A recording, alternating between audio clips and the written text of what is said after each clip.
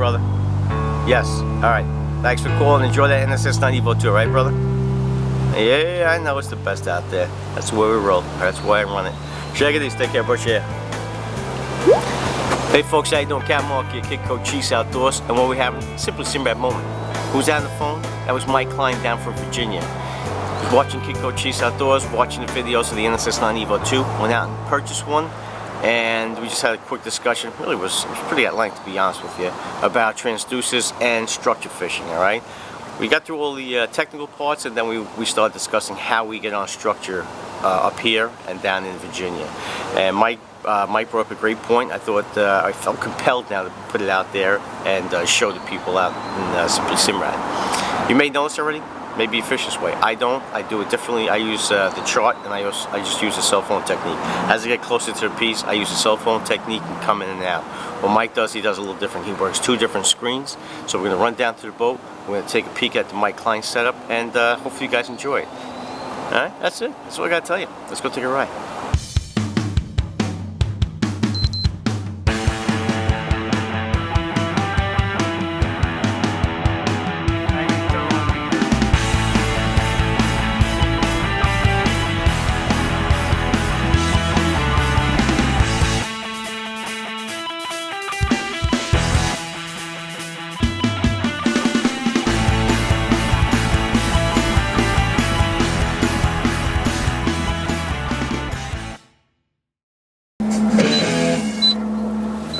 Alright, let's go into making a new Mike Cline panel. So what he does chart twice. I'm sorry, and he does echo. Alright. So he's got chart here. We're going to make that, we're going to save it. It's going to go to our front page. We're going to go here. Alright, so what you're seeing here is you have the 100 feet circumference in the chart, and then the 500 feet. You can go even bigger, just click that box.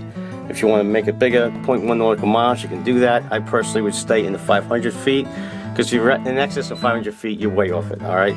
So the point that Mike's making is, if you're coming close to the piece, you want to stay tight and make sure the boat is right on top of it, alright? You remember you have the distance to destination here, that you'll know exactly how close you are. And then as you work yourself off the 100 feet, you're never going to lose sight of the piece because you have the 500 foot chart here. So that's his point.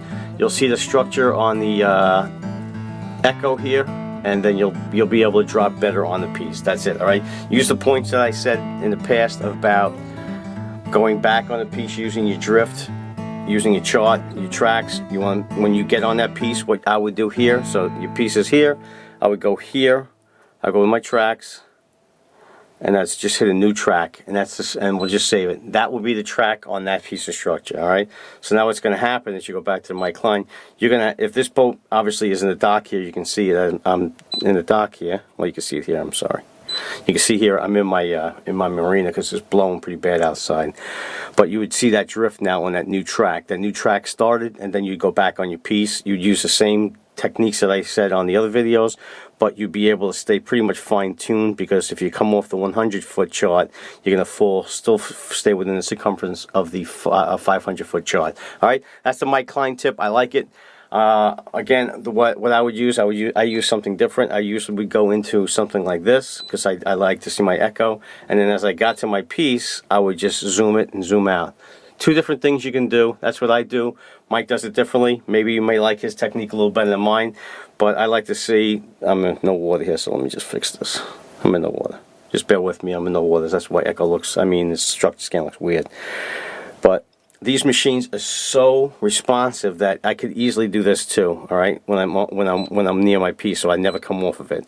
So that's something to think about. You can either use this technique on getting on structure like I use, or you can go and try Mike's, where he has both the two charts, and one's obviously bigger, so you never come off the chart when you're trying to drop on a piece. All right, hope that helps you. Thanks to Mike Cline in Virginia for calling KIDCOCHIESE Outdoors and the Simply Simrad stuff. And good fishing out there, people. Shag of these.